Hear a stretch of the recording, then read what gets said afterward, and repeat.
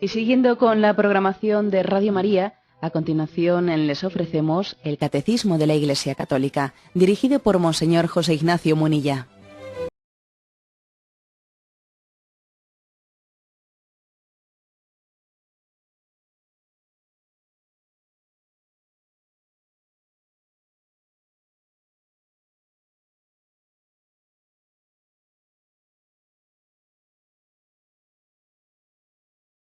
Saludo a todos los oyentes de Radio María. Un día más, con la gracia del Señor, proseguimos el comentario del Catecismo de nuestra Madre la Iglesia. Queremos comentar en el día de hoy el apartado que tiene como título El Padre y el Hijo revelados por el Espíritu. Habíamos concluido ya el Padre revelado por el Hijo. Ahora hablamos del Padre y el Hijo revelados por el Espíritu. Como veis, estamos hablando en torno a nuestra fe en la Santísima Trinidad. Son del punto 243 al 248. Vamos a ver si tenemos tiempo de explicarlos en este programa. Dice el primero, 243. Antes de su Pascua, Jesús anuncia el envío de otro Paráclito, defensor, el Espíritu Santo. Este, que actuó ya en la creación y por los profetas, estará ahora junto a los discípulos y en ellos, para enseñarles y conducirlos hasta la verdad completa. El Espíritu Santo es revelado así como otra persona divina en relación a Jesús y a su Padre. Bien, hay una afirmación, la afirmación de que Jesús, que Él es nuestro defensor, es el que intercede por nosotros ante el Padre. Sin embargo, antes de partir al Padre, antes de su muerte, resurrección y ascensión a los cielos, Jesús nos envía en esa oración sacerdotal que Jesús tiene después de la última cena, en la cual está dejando sus últimas voluntades.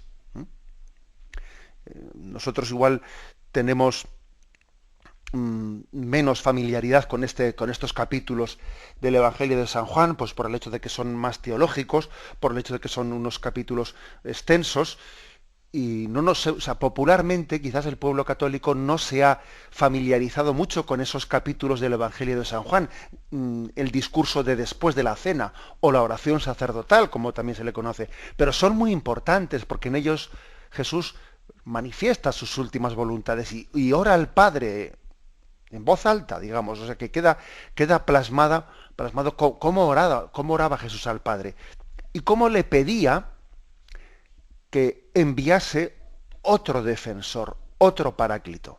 ¿Por qué otro? ¿A quién se refiere con otro? Pues porque el primero era Él.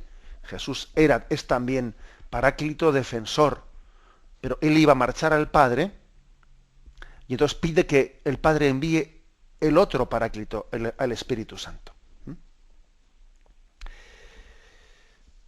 Este, por cierto, dice que ya actuó en la creación. Es decir, y aquí se nos cita Génesis 1:2, en el principio creó Dios los cielos y la tierra.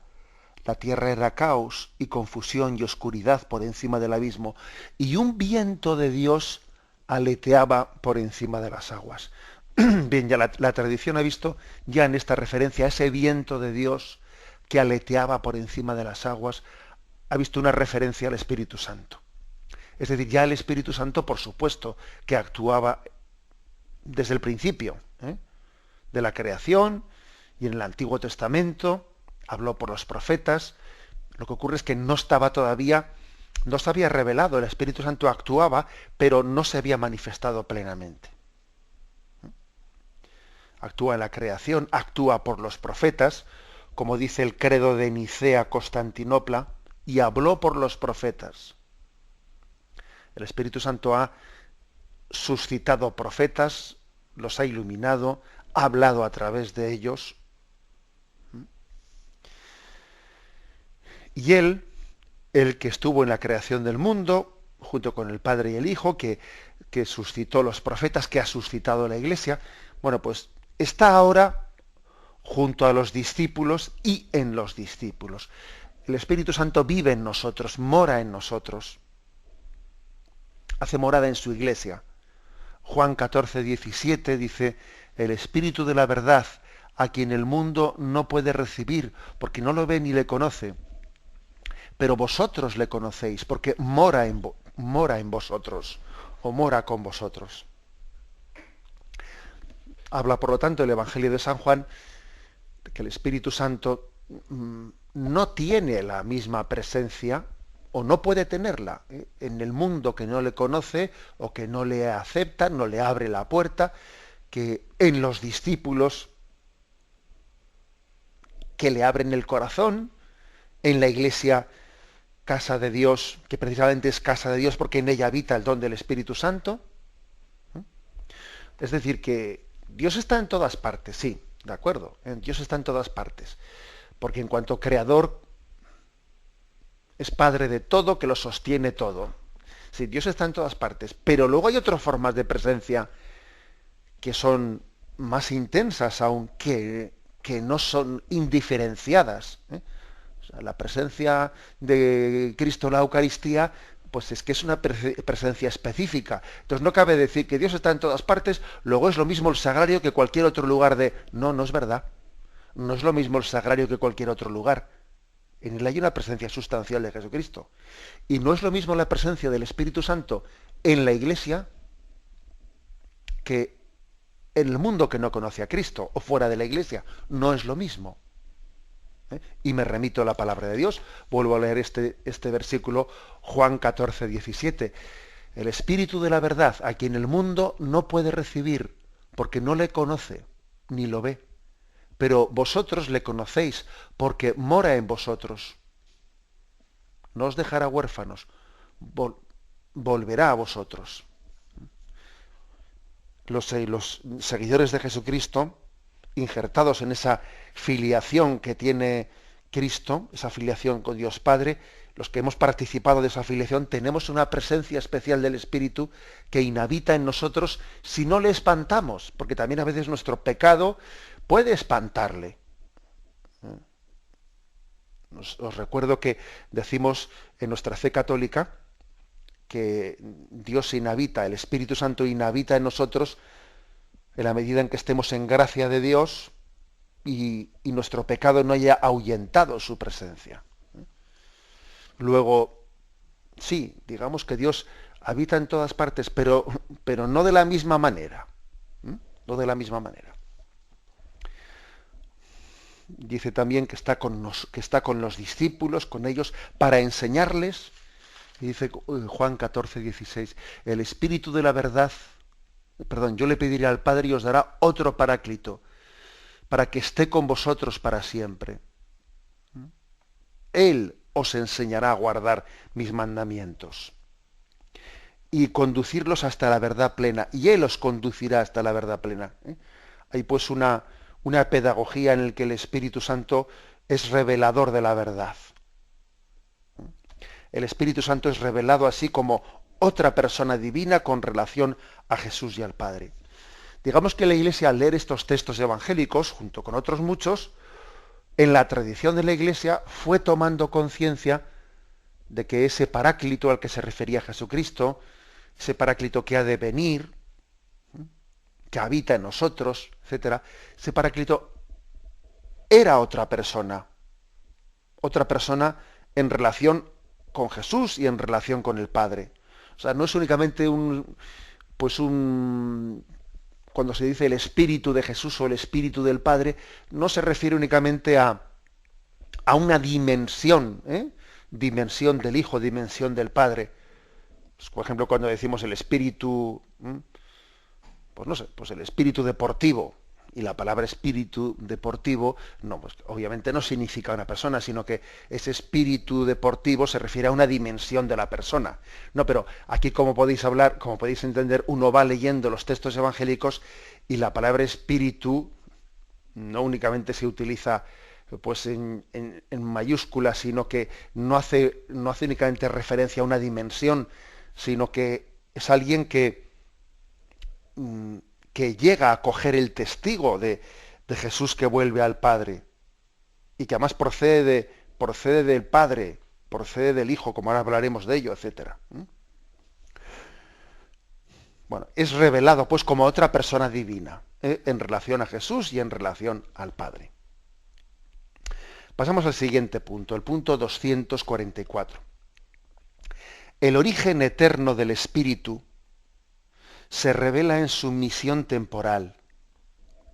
El Espíritu Santo es enviado a los apóstoles y a la Iglesia tanto por el Padre en nombre del Hijo como por el Hijo en persona, una vez que vuelve junto al... Perdón. El Espíritu Santo es enviado a los apóstoles y a la Iglesia tanto por el Padre en nombre del Hijo como por el Hijo en persona, una vez que vuelve junto al Padre. Luego seguimos leyendo. Vamos a ver, ¿qué significa esta expresión? El origen eterno del Espíritu se revela en su misión temporal. O sea, es decir, para conocer en el seno de la Trinidad dónde tiene origen el Espíritu Santo, claro, ¿cómo nosotros podemos conocer en el seno de la Trinidad que está pues inalcanzable, lógicamente, a nuestra comprensión, cuál ha sido el origen del Espíritu en el seno de la Trinidad? Pues dice que lo conocemos en su misión temporal, o sea, viendo cómo ha sido el origen del Espíritu Santo en su manifestación entre nosotros, de ahí podemos deducir cómo ha sido el origen del Espíritu Santo en el seno de la Trinidad.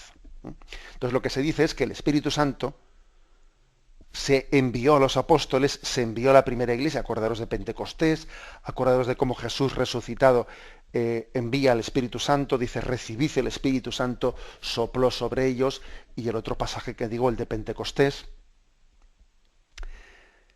Y es enviado tanto, de dos maneras. Es enviado tanto por el Padre en nombre de Cristo el Padre envía al Espíritu Santo, como por el mismo Cristo directamente. Podemos encontrar los dos tipos de texto. El de Pentecostés es un texto en el que el Padre envía al Espíritu Santo en nombre de Cristo. Porque Él nos había dicho: cuando yo marche, el Padre enviará el Espíritu. Pero hay otros textos en el Evangelio, por ejemplo, ese que he dicho, en el que Jesús se aparece a los discípulos, sopla sobre ellos y les dice: recibid el Espíritu Santo. A quienes les perdonéis los pecados quedan perdonados. Es decir, es un texto en el que Jesús Él mismo envía directamente el Espíritu Santo. Hay textos en los que se remarca que, sobre todo Pentecostés, que el Padre envía el Espíritu, lo envía en nombre de Cristo, porque Cristo dijo: Él os lo enviará. El Hijo me dejó ese encargo, ¿no?, que yo os enviase el Espíritu, y otros textos, como digo, en los que Jesús lo envía directamente. Aquí se nos remite, para entender esto con más profundidad, a una serie de textos. Juan 24, 26. Pero el Paráclito, el Espíritu Santo, que el Padre enviará en mi nombre, os lo enseñará todo y os recordará todo lo que yo os he dicho. O sea, que el Paráclito lo enviará el Padre en el nombre de Jesús. Otro texto, Juan 15, 26. Cuando venga el Paráclito, que yo os enviaré de junto al Padre, el Espíritu de la verdad que procede del Padre, Él dará testimonio de mí. Bueno, pues aquí tenéis otro texto en el cual se habla de que el Padre enviará el Espíritu en el nombre de Cristo. Y otro texto diferente, Juan 16, 14, hablando del Espíritu. Él me dará gloria, dice Jesús, porque recibirá de lo mío y os lo anunciará a vosotros. O sea, es decir, que el Espíritu Santo también recibe de Jesús y lo transmite. Es enviado desde el Padre, pero también es enviado desde el Hijo. También es enviado desde el Hijo. O sea, como veis, es un misterio que nos supera y del cual tenemos que hablar con mucha humildad, pero bueno, nos agarramos a los textos de la Sagrada Escritura, que son revelación, y los leemos en la tradición de la Iglesia, para no engañarnos. Sigue diciendo: el envío de la persona del Espíritu tras la glorificación de Jesús, aquí por glorificación sabéis que se entiende la resurrección y ascensión a los cielos, revela en plenitud el misterio de la Trinidad. O sea, lo que Lo que vimos aquí entre nosotros de cómo Jesús prometió el Espíritu que vendría del Padre y también él mismo lo comunica, etcétera, eso, lo que es la misión, la misión temporal, misión se refiere el envío del Espíritu entre nosotros, es un recordatorio, es una enseñanza de cómo es el envío, la misión eterna. Misión se refiere de envío, ¿no? O sea, el envío del Espíritu aquí entre nosotros, en la Iglesia, nos enseña de cómo es la misión eterna del Espíritu Santo desde toda la eternidad en el cielo. Un texto que se nos refiere, Juan 7, versículo 39. Esto lo decía refiriéndose al Espíritu que iban a recibir los que creyeran en Él, porque aún no había Espíritu, pues todavía Jesús no había sido glorificado. Es decir, que el Espíritu todavía hasta la glorificación de Jesucristo, todavía no había sido enviado, o por lo menos no había sido enviado en plenitud. Sí que existía, o sea, sí que actuaba ya el Espíritu Santo en el Antiguo Testamento, pero no en plenitud. Pues todavía no había sido glorificado. Es decir, que la misión temporal, aquí cuando hablamos de misión temporal se refiere pues la que tiene lugar hacia afuera del Espíritu Santo, hacia nosotros, la que tuvo lugar en el tiempo. Nos da a entender cómo fue la misión, fue y es, claro, la misión eterna, es decir, en el seno de la Trinidad, independientemente de la creación del mundo, de la revelación, o sea, cómo es engendrado el Espíritu del Padre y del Hijo. Lo que tiene lugar lo que acontece de la Trinidad hacia afuera, nos da a entender cómo es la vida de la Trinidad hacia adentro, hacia toda la eternidad.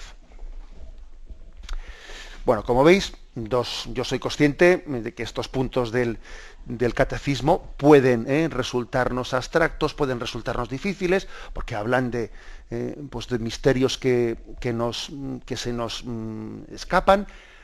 Es mucho más sencillo para nosotros hablar de Jesús referido pues por los textos evangélicos en los cuales la humanidad de Jesucristo nos hace mucho más cercano al misterio de Dios. Pero por eso Dios decidió llevar a cabo la encarnación, porque en Jesús y en su humanidad, de la cual tenemos que estar muy enamorados, nos es mucho más cercano a nosotros el conocimiento de Dios, pero también estos misterios forman parte de la revelación. Y entonces no tenemos que escaparnos de ellos, ¿no? Aunque nos resulten más difíciles, también tenemos que abordarlos, como hace el catecismo en estos puntos.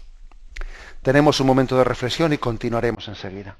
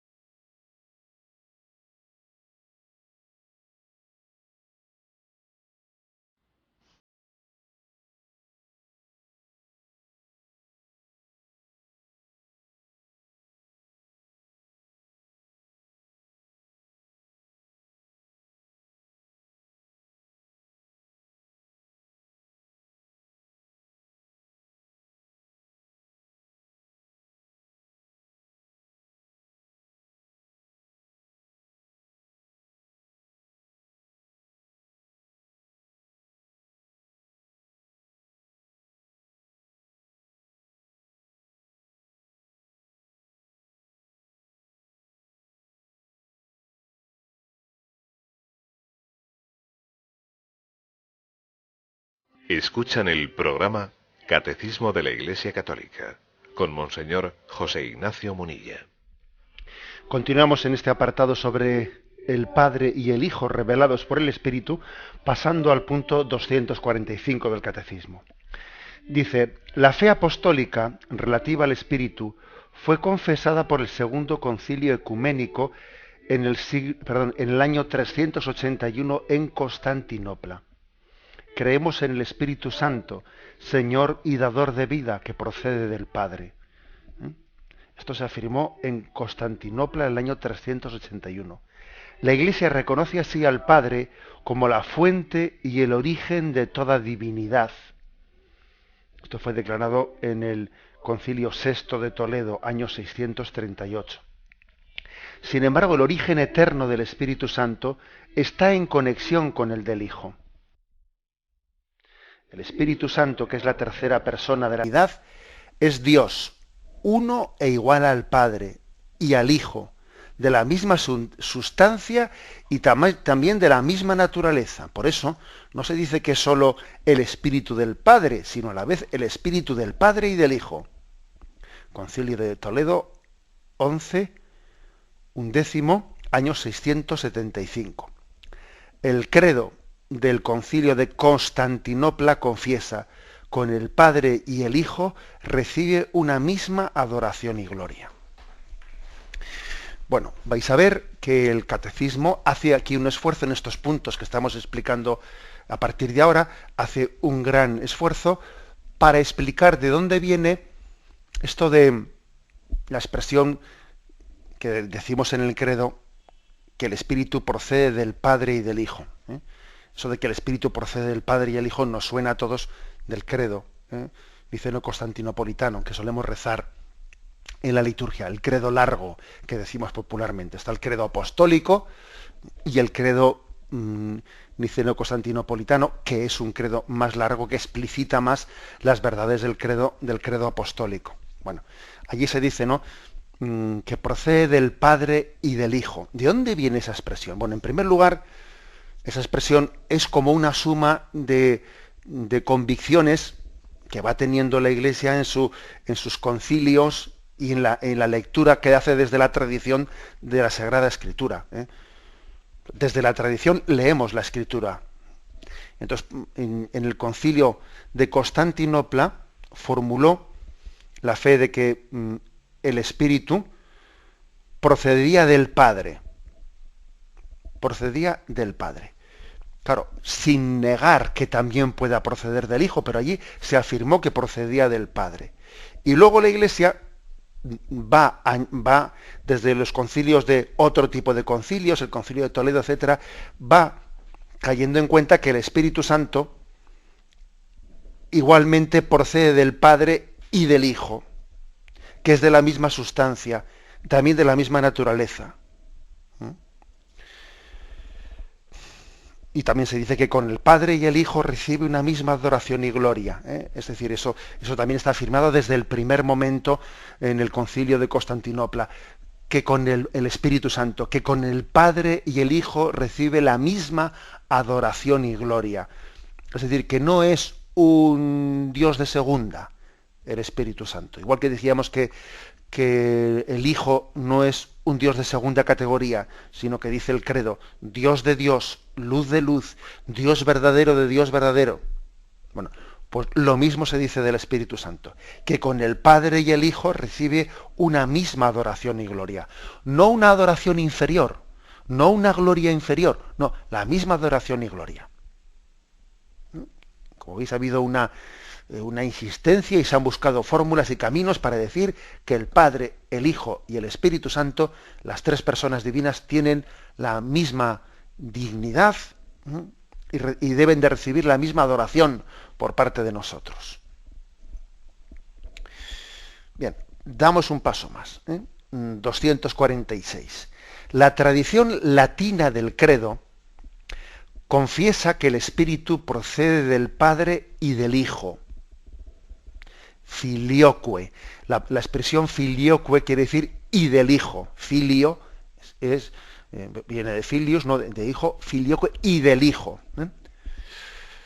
El Concilio de Florencia, en el año 1438, explicita: el Espíritu Santo tiene su esencia y su ser a la vez del Padre y del Hijo, y procede eternamente tanto del uno como del otro, como de un solo principio y por una sola expiración. Y porque todo lo que pertenece al Padre, el Padre lo dio a su Hijo único, al engendrarlo, a excepción de su ser de Padre, esta procesión misma del Espíritu Santo a partir del Hijo, este la tiene eternamente de su Padre que lo engendró eternamente. Bueno, sin asustarnos, porque algunos dirán, vaya lío. Bueno, ¿qué es lo que pasa? Pasa lo siguiente. ¿Por qué le presta tanta atención a este tema al catecismo? Le presta mucha atención porque ocurre que aquí es una de las cuestiones en las que hay una pequeña diferencia entre el credo tal y como lo reza la Iglesia católica y tal y como lo reza la Iglesia ortodoxa. Ocurre que la separación de la Iglesia, el cisma de la Iglesia ortodoxa, de la Iglesia de Oriente, pues tuvo lugar, ¿no? Pues al finalizar el primer milenio, y claro, los concilios que posteriormente tuvieron lugar, la Iglesia ortodoxa no los reconocía. De manera que la Iglesia ortodoxa se ha quedado rezando el credo diciendo que el Espíritu Santo procede del Padre, y la Iglesia católica, como después tuvo lugar otro concilio, el Concilio de Florencia, en el año 1438, que ya para entonces la Iglesia ortodoxa ya estaba separada de nosotros, entonces nosotros introdujimos que el Espíritu Santo procede del Padre y del Hijo, y ellos no han introducido el filioque, que procede también del Hijo, sino que ellos se han quedado diciendo el Espíritu Santo procede del Padre. O en todo caso también dicen procede del Padre a través del Hijo. Y hay ahí como una pequeña diferencia de formulación. El Espíritu Santo procede del Padre y del Hijo, como decimos los católicos, o el Espíritu Santo procede del Padre a través del Hijo, como dice la Iglesia ortodoxa. El catecismo se prodiga en explicar esto para decir que las dos cosas son compatibles y que no hay que hacer de esto un motivo de división.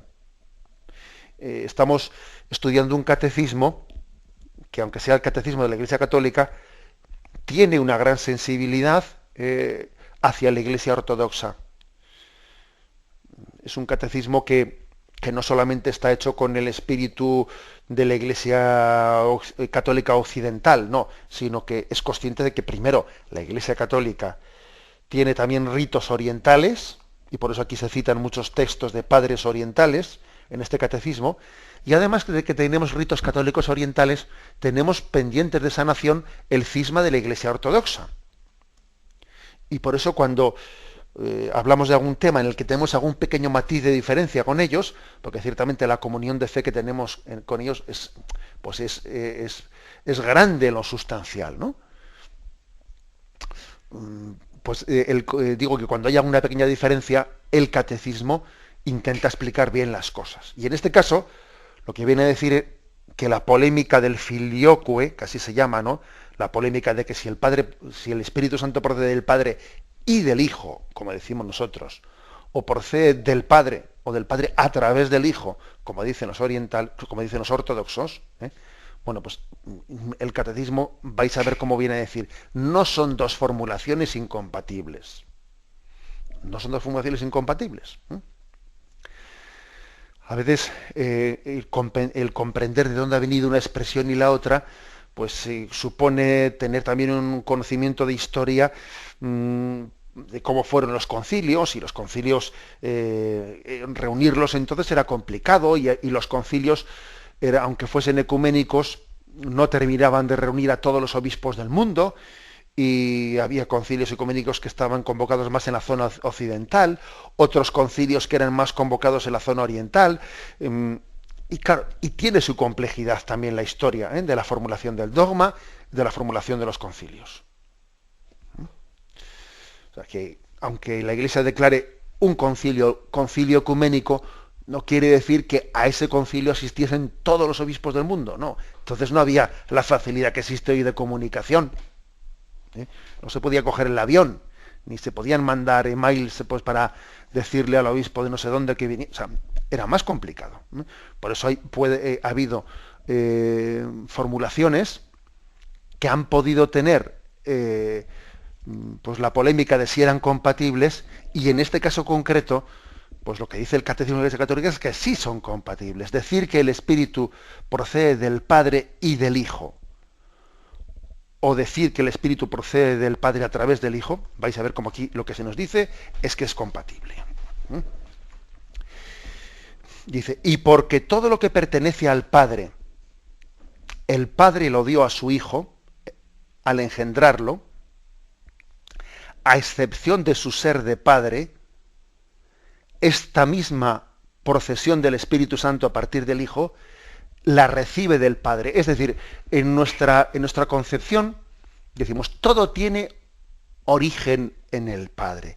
Ahora, el Padre se lo ha dado todo al Hijo.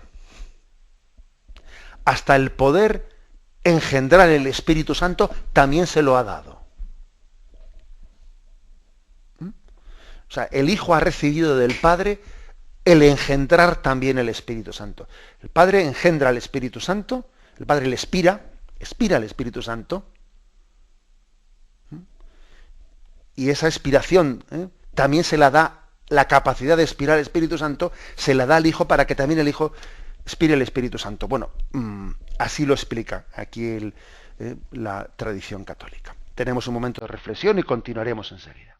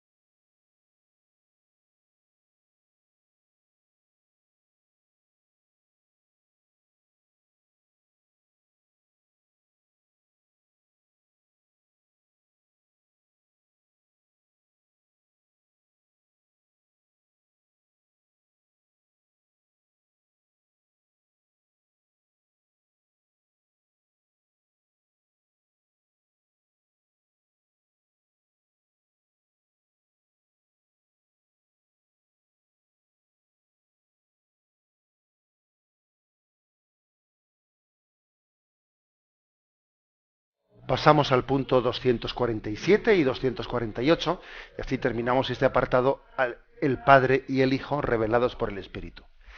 Dice el 247, continúa con la historia de cómo se formó pues el dogma católico. Dice, la afirmación del filioque, o sea, del Padre y del Hijo, no figuraba en el símbolo confesado el año 381 en Constantinopla. Pero sobre la base de una antigua tradición latina y alejandrina, el Papa San León la había ya confesado dogmáticamente el año 447, antes incluso que Roma conociese y recibiese el año 451 en el Concilio de Calcedonia el símbolo del 381. O sea que en Roma, antes de que se hubiese llegado a ellos la confesión de procede, o sea, que el Espíritu Santo procede del Padre, ya rezaban procede del Padre y del Hijo. El uso de esta fórmula en el credo fue poco a poco admitido en la liturgia latina entre los siglos VIII y XI. La introducción del filioque en el símbolo de Nicea-Constantinopla por la liturgia latina constituye todavía hoy un motivo de no convergencia con las iglesias ortodoxas. O sea, es decir, que aquí un poco por la vía de la práctica, se tradujo que en Occidente y en Oriente se rezaba el credo de esa distinta forma a la que les hemos explicado. El Espíritu procede del Padre y procede del Padre y del Hijo. En Occidente, en la Iglesia latina. Bien, es verdad que, como hemos dicho, pues el Padre, al engendrar al Hijo, le engendra, o sea, le da todo lo que tiene. Todo lo que es el Padre se lo da al Hijo. Menos el ser Padre, porque el Hijo sigue siendo Hijo, no es Padre. Pero también le da la capacidad de engendrar el Espíritu. Con lo cual digamos que, vuelvo a repetir lo que hemos dicho antes, entendemos que no hay contradicción entre una cosa y otra, pero hay que reconocer que a veces pues hemos hecho unos líos y se ha polemizado innecesariamente sobre esta cuestión, que ha hecho correr ríos de tinta, y ahora pues desde una situación de madurez y de comprensión más serena de las cosas, pues en este momento la Iglesia Católica tiene la capacidad de escribir un catecismo y hacer una reflexión sobre un tema que nos ha enfrentado con los ortodoxos y decir, oye, pues no ha lugar a ese enfrentamiento, porque es que ambas expresiones, procede del Padre y del Hijo, o procede del Padre a través del Hijo, se pueden entender de una manera convergente sin ningún problema.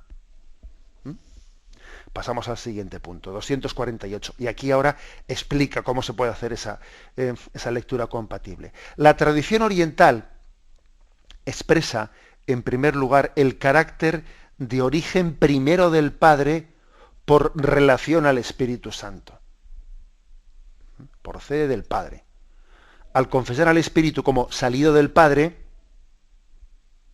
esa tradición afirma que éste procede del Padre por el Hijo. Procede del Padre por el Hijo. Especialmente si vais a Juan 15, 26, en Juan 15, 26 leemos, cuando venga el Paráclito, que yo os enviaré de junto al Padre, el Espíritu de la verdad que procede del Padre, Él dará testimonio de mí. O sea que aquí parece que en ese texto dice, proviene del Padre, pero yo os enviaré de junto al Padre. Por eso la expresión ha sido, procede del Padre a través del Hijo. Bueno, es un misterio del que tenemos que hablar con mucha humildad, porque obviamente pues nos trasciende totalmente. O sea, esa tradición afirma que procede del Padre por el Hijo. Yo os enviaré, vendrá del Padre, o también yo os lo enviaré del Padre. La tradición occidental expresa, en primer lugar, la comunión consustancial entre el Padre y el Hijo, diciendo que el Espíritu procede del Padre y del Hijo, filioque. Lo dice de manera legítima y razonable. O sea que es que aquí lo que dice el catecismo, ojo, es totalmente legítimo decir del Padre y del Hijo. Aunque el primer concilio de Constantinopla no lo dijese, pero es totalmente legítimo, porque también lo han dicho otros concilios. Porque el orden eterno de las personas divinas en su comunión consustancial implica que el Padre sea el origen primero del Espíritu, en tanto que es principio sin principio, pero también en cuanto Padre del Hijo único, sea con Él el único principio del que procede el Espíritu Santo. Esta legítima complementariedad, si no se desorbita, no afecta a la identidad de la fe en la realidad del mismo misterio confesado. Es decir, que si no se desorbita, si no se sacan las cosas de quicio, quiere decir, pues no hay problema en decir procede del Padre del Hijo, procede del Padre a través del Hijo.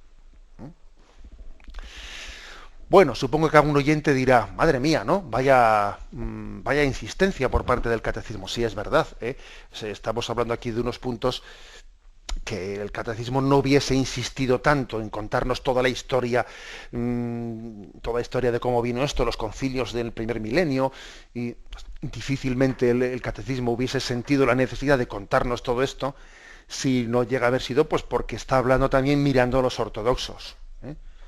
Está hablando mirando a ellos, y por eso conviene dar todas estas explicaciones que a nosotros, pues, vamos a ver, pues no nos hubiesen sido tan necesarias, nos hubiese sido suficiente con que se nos explique que el Hijo procede del Padre, que el Espíritu Santo procede del Padre y del Hijo, o del Padre a través del Hijo, que para nosotros no es tan problemático eso. Pero bueno, digamos que tened en cuenta también que la Iglesia oriental es mucho más mística que nosotros.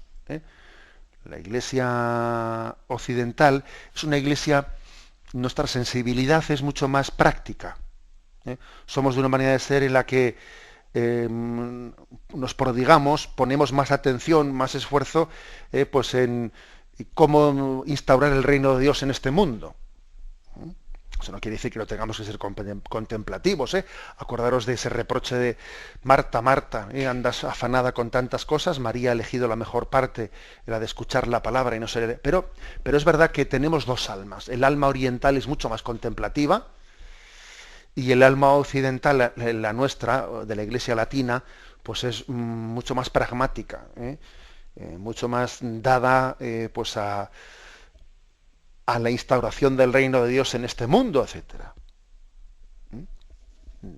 Entonces, ¿cómo complementar estas dos almas? El alma, decía Juan Pablo II que tenemos que respirar con los dos pulmones. Él hizo el esfuerzo también de nombrar copatronos de Europa, San Cirilo, San Metodio, para que el patrono de Europa no fuese únicamente San Benito, que era un patrono más occidental. Dijo, pongamos también San Cirilo, San Metodio, patronos que vienen de Oriente, para que caigamos en cuenta que Europa tiene dos pulmones, el pulmón de Oriente y de Occidente, y el momento en que cayó el muro de Berlín, Juan Pablo II fue un gran papa venido de Oriente, venido de aquellos lugares, aunque la Iglesia polaca es de tradición latina, pero él era el papa providencial para integrar esas dos tradiciones, la oriental y la occidental.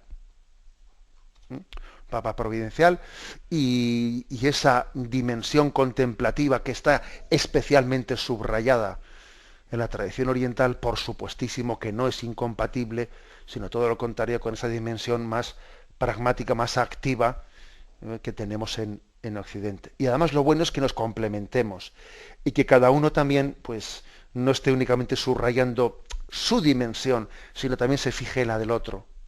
Los iconos de Oriente son iconos que invitan a adentrarse en ese misterio de contemplación. Bueno, lo dejamos ahí. El Padre y el Hijo revelados por el Espíritu.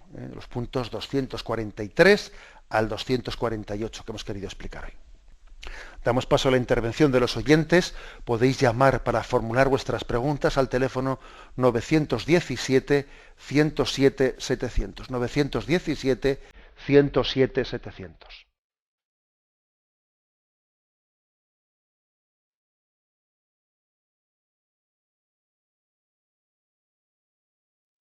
Radio María le ofrece la oportunidad de recibir en su casa sus programas favoritos.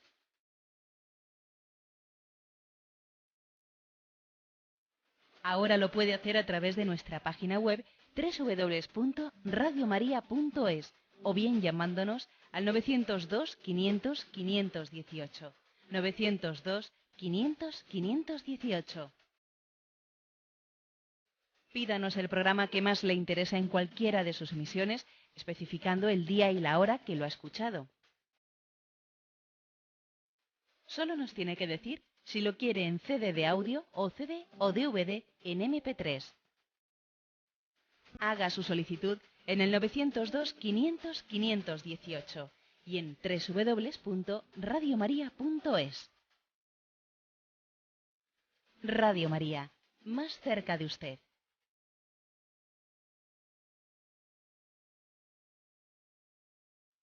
Escuchan el programa Catecismo de la Iglesia Católica con Monseñor José Ignacio Munilla. Sí, buenos días, ¿con quién hablamos? Hola, buenos días, monseñor. Buenos días, adelante. Soy Isabel. Hace unos meses llamé, no se acuerda de mí, sobre los anticuerpos que perdía el bebé Ah, sí, sí, sí, sí. ¿Se acuerda? Sí. Bueno, pues para agradecerle sus oraciones y bueno, la señora que llamó, que también me sirvió de mucho, justo en ese momento escuchaba la radio, para darme sus consejos de que buscara un médico pro vida. Y bueno, el Señor pues me ha puesto en manos de ese médico, pero nuevamente estoy embarazada, gracias a Dios. Y mi pregunta es, ¿cómo abandonarnos en la confianza de Dios? Porque yo le he pedido mucho a Dios y le sigo pidiendo y bueno, mientras no estuve embarazada, pues me abandoné en su confianza y ahora que estoy embarazada, es como si fuese mi responsabilidad sacar adelante esta criatura y cualquier molestia que tengo, digo, ya lo voy a perder. Bueno, que vivo atemorizada y esto no es una actitud cristiana. Digo, Dios mío, quítame este temor ya, porque yo confío en ti, creo en ti y estamos aquí porque Él quiere que estemos. Entonces, ¿cómo vivir en ese abandono en las manos de Dios? Es mi pregunta. Muchas gracias. Gracias a usted. Vamos a ver, es interesante esa pregunta, ¿eh? Es posible que uno tenga que convivir, por una parte, que en uno tenga que convivir dos cosas, ¿no? El hecho de que tengamos una confianza en Dios diciendo, si yo le amo, y además me ha demostrado muchísimas veces que cuida de mí y que me quiere más que yo me quiero a mí misma, porque a veces nosotros no nos queremos bien a nosotros mismos y mi padre sabe mejor que yo lo que necesito, ¿eh? Bueno, convive esa confianza, pero con una cierta aprensión, somos aprensivos y entonces la aprensión tiene algo de irracional, en el sentido de que, ay, he sentido aquí un dolor y será esto, será lo otro, ay, he sentido un pinchazo, a ver si va a ser que... La aprensión, esa forma, esa tendencia que hay a veces más exacerbada o mucho menos exacerbada, tiene algo de irracional. Entonces, creo que ante la aprensión, pues uno tiene que hacer actos primero de distanciarse un poco de ella y decir, va, ya estoy yo con lo mismo de siempre, ya me estoy aquí yo agobiando por tontería. No, fíjate, la semana pasada cuántas veces también se me pasó por la cabeza que esto y que lo otro, que tal y que igual, ya estoy yo con mis miedos. Es decir, que uno mismo también tiene que racionalizar y desenmascarar sus miedos y sus aprensiones, ¿eh? Hacer un esfuerzo, ¿eh? Y al mismo tiempo que hace ese esfuerzo racional de ridiculizar sus miedos, lo hace en un sentido que además al acto racional se añade un acto de confianza de, Señor, si estoy en tus manos, ¿eh? Estoy en tus manos y no voy a añadir, ¿no?, pues un segundo a mi vida porque yo me agobie, ni un pelo de mi cabeza va a caer sin que Dios Padre lo permita, como dice el Evangelio. Es decir, creo que hay que luchar, ¿no?, contra esa aprensión de esta doble manera, una manera más racional y un acto de confianza, un acto de confianza en las manos de Dios. No asustarse por el hecho de que las aprensiones sean persistentes, porque como digo, tienen algo de irracional, es algo que no pasa directamente por la voluntad y por la razón, sino que, bueno, por eso es posible que uno esté como ridiculizando, intentando tomar distancia de sus aprensiones y al cabo de 3 horas vuelvan a venir, bueno, pues sin agobiarse ante ellas, pero no haciéndoles caso, no dándoles carta de ciudadanía. Esos miedos, lo malo de esos miedos no es que nos sobrevengan, sino que nosotros les demos carta de ciudadanía. En la medida en que esos miedos me vengan, pero yo no los haga míos, pienso que entonces vivo en la verdadera confianza en Dios, en esa lucha que tenemos, ¿no? Y lucha interior que muy posiblemente nos puede acompañar toda nuestra vida, o no, Dios sabrá. Damos paso a un siguiente oyente. Buenos días. Hola, buenos días, monseñor. Sí. Mire, soy Chelo de Valencia. Adelante. Lo primero, darle las gracias por la respuesta a mi correo que me dio hace un par de meses, en los que tenía problemas en mi matrimonio. Estoy buscando ayuda, pero ahora en verano pues es un poco difícil.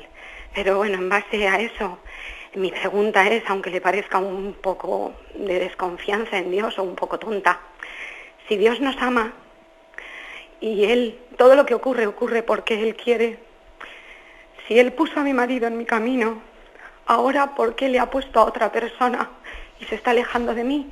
A pesar de que yo todos los días le rezo, Señor, dale la vuelta a ese corazón endurecido, que no se rompa mi familia, por favor, Señor. Y eso hace que yo pues dude algunos días y no sé si mi fe es fuerte, aunque otros días esa fe hace que lo lleve mejor. ¿Qué puedo hacer para mantenerme ahí y no desconfiar del Señor? ¿Me entiende? Sí, de acuerdo. Gracias. Oramos por usted y yo soy consciente de que todos aquellos que luchan, ¿no? Luchan por el matrimonio y luchan por la conversión de su cónyuge, de su esposo, de su esposa, y luchan porque sus hijos tengan un matrimonio unido, creo que están dando la batalla de la vida, ¿eh? Yo creo que pues si por algo hay que luchar en la vida es por eso, ¿eh? No luchar y no sé, y perder la paz y que nos vaya la vida en cosas que se las va a llevar el viento, ¿eh? Sino que esta es la verdadera lucha, ¿no? La lucha por el matrimonio, la lucha por la unidad. Bien, dice usted que también le sobrevienen pues tentaciones de confianza en Dios, ¿no? Claro, si a mí Dios me puso en el camino de mi marido, ahora ¿por qué le ha puesto en su camino a otra persona? Bueno, yo creo que no se puede hablar de esa manera, ¿eh? No se puede hablar de esa manera porque entonces sería como decir que el pecado ha sido Dios el tentador del pecado. Y no se puede hablar tal cosa, ¿no? Existe un mal ejercicio de la libertad en nuestro pecado, que es el que el que nos lleva a la infidelidad, ¿no? Es como si un ladrón dijese que ha robado un banco y dice, es que Dios me puso el banco en el camino. Hombre, vamos a ver, Dios te puso el banco en el camino, Dios, o sea, eso es, o como aquello que dijo Aliaca, aquello que dijo Aliaca es que claro, yo le disparé a Juan Pablo II porque estaba escrito que yo era el que tenía que atentar, o como si Judas traicionase a Jesús porque claro, Dios le había dado la misión de que él fuese el traidor. No, hombre, ese tipo de lecturas no se pueden hacer. El pecado no se puede atribuir a Dios en su providencia, sino que somos nosotros los que hemos hecho un mal ejercicio de nuestra voluntad. Otra cosa distinta es que creemos que la providencia de Dios será capaz de, en medio de esa crisis matrimonial, en medio de ese pecado, será capaz Dios incluso de hasta aprovechar nuestro pecado para nuestra conversión, donde abundó el pecado sobreabundará la gracia. Otra cosa es que Dios sea capaz de sacar bienes de los males, y por eso tú estás luchando por el matrimonio, por los hijos, etcétera. Eso es otro distinto, pero que no nos lleve, ¿no?, a desconfiar de Dios, pues el pensar y el decir ¿por qué le ha puesto Dios en su camino a mi marido, esa mujer? No, eso no es una manera correcta de hablar. Damos paso a un siguiente oyente. Buenos días. Buenos días. Sí. Mire, me llamo Reyes y llamo para darle las gracias por esta gran catequesis que nos ha dado hoy sobre el Espíritu Santo, que según me doy cuenta en los años que tengo es el gran desconocido de la Iglesia, porque pocas personas acuden a él en oración para que les ayude, para que le dé luz, y verdaderamente cuando se acude a él nos abre los ojos para entender la palabra divina de Dios, para entender tantas cosas de la vida, los sucesos que ocurren y todo. Bueno, para mí es una gran satisfacción de verdad haberle escuchado, porque San Juan lo tiene muy presente. De acuerdo. Muchísimas gracias. De acuerdo, pues sí, le agradezco. La verdad es que yo también, quizás a lo largo del programa de hoy, como hemos hablado de cómo el Espíritu procede del Padre, del Hijo, etcétera, que son conceptos que nos resultan más abstractos, pues también yo he estado pensando y diciendo, pues igual habrá bastantes oyentes que les esté costando especialmente el programa de hoy. Puede ser más atrayente para nosotros, más cercano, cuando hablamos cómo el Espíritu Santo nos inspira, nos da sus dones, inspira la palabra de Dios, cómo invocarle, cómo tal, pero posiblemente nos resulte más abstracto el ver cuál es la relación que tienen entre las tres personas divinas. O sea, nosotros siempre nos resulta más fácil hablar de la dimensión práctica que supone para nosotros pues la revelación de Dios, y nos resulta más costoso hablar de lo que es el misterio de Dios en sí mismo. de Dios ad intra, hacia Él. Eso nos cuesta más. Pero también hay que, o sea, no hay que tenerle miedo a ningún aspecto de la fe y hay que abordar el credo en su integridad, que creo que es lo que nos permite el catecismo que poco a poco vamos comentando. O sea, es decir, no dejar ningún aspecto sin tratar, sino de una manera sencilla, pero irlo abordando todo. Tenemos el tiempo cumplido. La bendición de Dios Todopoderoso, Padre, Hijo y Espíritu Santo. Alabado sea Jesucristo.